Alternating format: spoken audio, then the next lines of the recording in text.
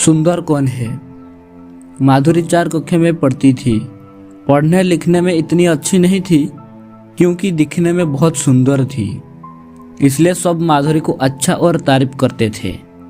माधुरी इसलिए जो लड़की सुंदर नहीं थी उस लड़की को नफरत करता था। स्कूल में सबसे अधिक शिवानी को नफरत करती थी क्योंकि शिवानी काला दिखता था। माधुरी हमेशा शिवानी को काला कहकर चिढ़ाती थी, लेकिन शिवानी कुछ नहीं कहती थी।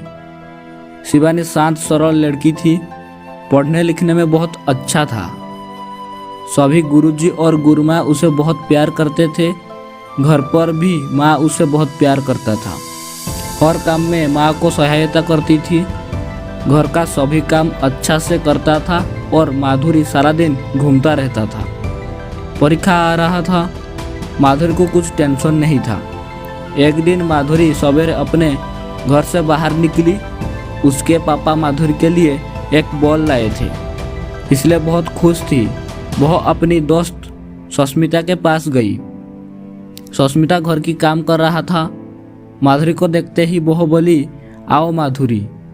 सुष्मिता, चलो बाहर खेलने के लिए चलते हैं। नहीं माधुरी, मुझे तो अभी बहुत काम करना है, फिर मैं पढ़ाई करूँगा। मैं पढ़ाई ख़त्म करके खेलूँगा।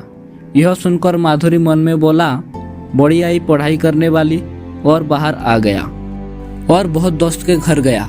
सभी दोस्त पढ़ाई कर रहे थे, किसी को भी खेलने के लिए समय नहीं था। माधुरी मन में ही सोचा कि ये लोग को क्या हो गया है, इन लोग तो घर का काम और पुस्तक पढ़ने में लगी पड़ी है। माधुरी उदास होकर घर लौट आई। तभी दीपा का आवाज़ सुनाई दी।